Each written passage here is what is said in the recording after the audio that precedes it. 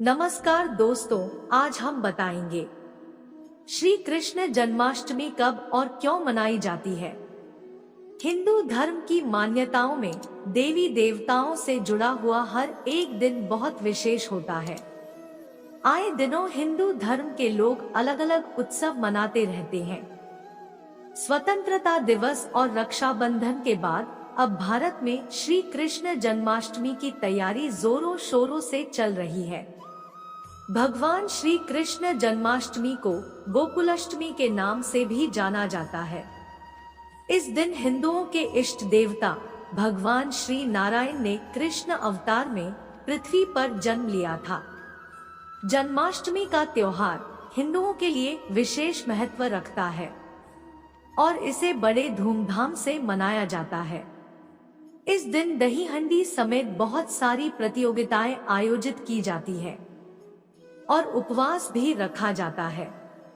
यह त्योहार मध्य रात्रि में मनाया जाता है तथा भगवान को विभिन्न प्रकार के भोग लगाए जाते हैं। श्री कृष्ण जन्माष्टमी क्या है?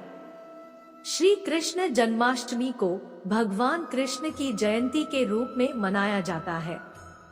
इसे गोकुलाष्टमी के नाम से भी जानते हैं। इस दिन महिलाएं उपवास रखती है और मध्य रात्रि में भगवान श्री कृष्ण की पूजा करके उन्हें विभिन्न प्रकार के भोग लगाती है। कब मनाई जाती है श्री कृष्ण जन्माष्टमी? हिंदू पंचांग के अनुसार श्री कृष्ण जन्माष्टमी का त्योहार भाद्रपद के कृष्ण पक्ष की अष्टमी को मनाया जाता है। इस वर्ष साल 2023 में श्री कृष्ण जन्माष्टमी का त्योहार गुरुवार 6 सितंबर को मनाया जाएगा, जबकि अष्टमी की तिथि 6 सितंबर और 7 सितंबर दोनों दिन रहेगी। जन्माष्टमी की पौराणिक कथा।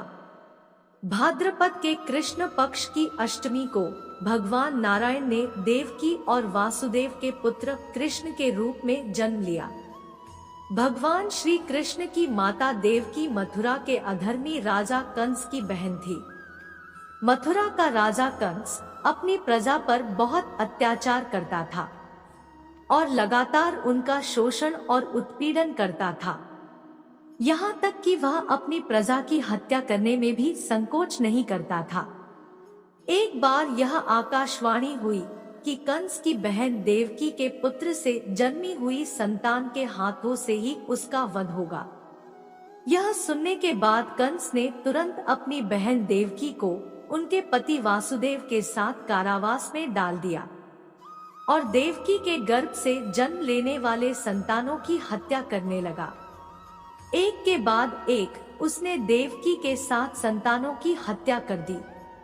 उसके बढ़ते हुए अत्याचार और अधर्म को देखकर भगवान विष्णु ने उसकी हत्या करने के लिए देवकी के गर्भ से अष्टम संतान के रूप में जन्म लिया। जिस दिन भगवान श्री कृष्ण ने देवकी के गर्भ से जन्म लिया, उस दिन घनघोर वर्षा हो रही थी और कृष्ण पक्ष की मध्य रात्रि में श्री नारायण इस पृथ्वी पर अवतरित हुए। इसी दिन गोकुल के नंद गोप के यहाँ शक्ति ने भी जन्म लिया था। श्री कृष्ण के पिता वासुदेव ने भगवान नारायण के कहे अनुसार कृष्ण की रक्षा करने के लिए उन्हें नंद गोप के यहाँ छोड़ दिया और उनके घर जन्मे शक्ति को लेकर वापस कारावास में चले आए। भगवान श्री कृष्ण नंद और यशोदा की देखरेख में ही पले बढ़े और उन्होंने कंस की हत्या कर दी। मथुरा की प्रजा को उसके अत्याचारों से मुक्ति दिलाई। जन्माष्टमी का पौराणिक महत्व। हिंदू धर्म की मान्यताओं में श्री कृष्ण जन्माष्टमी का महत्व बहुत विशेष है। जब जब पृथ्वी पर अधर्म और अत्याचार बढ़ता गया, तब तब भगवान जगदीश पृथ्वी पर जन्म लेते गए। भगवान विष्णु द्वारा लिए गए अवतारों में से रामावतार और कृष्णा अवतार सबसे प्रमुख है, क्योंकि इन दोनों अवतारों ने इस धरा पर विशेष प्रयोजन से जन्म लिया था और उसकी सिद्धि भी की। ऐसा माना जाता है कि जन्माष्टमी का व्रत रखने से निसंतान दंपतियों को पुत्र रत्न की प्राप्ति होती है और भक्तों द्वारा तय किए गए सारे प्रयोजन फलीभूत होते हैं। 108 नामों से जाने वाले भगवान श्री कृष्ण ने धरती पर जन्म लेकर वसुधा को पावन कर दिया। हिंदू धर्म के लोग धूमधाम के साथ जन्माष्टमी का त्योहार मनाते हैं।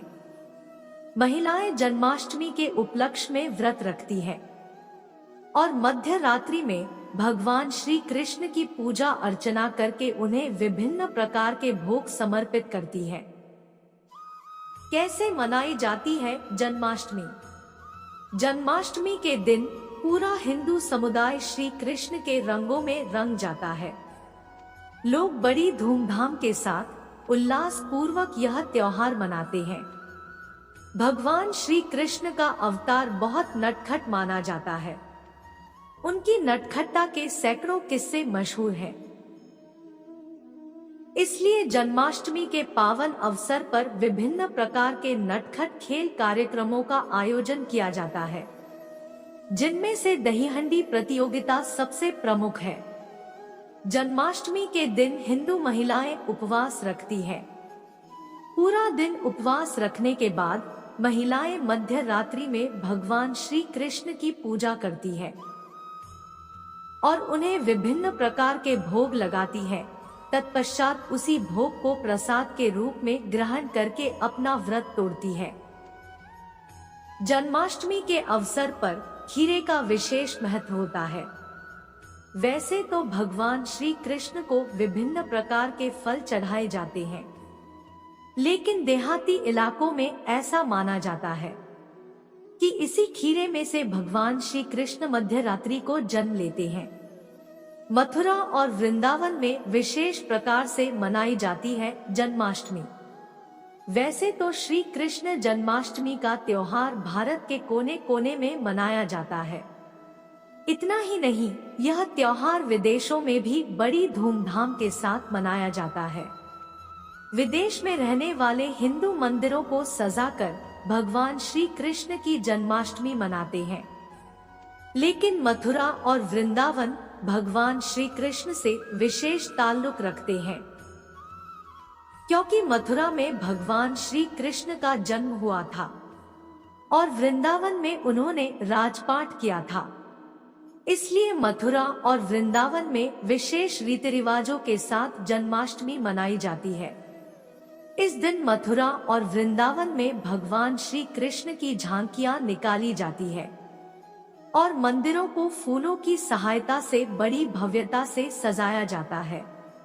दोस्तों, अगर आपको ये वीडियो अच्छी लगी हो तो वीडियो को लाइक शेयर जरूर करें। जय श्री कृष्णा।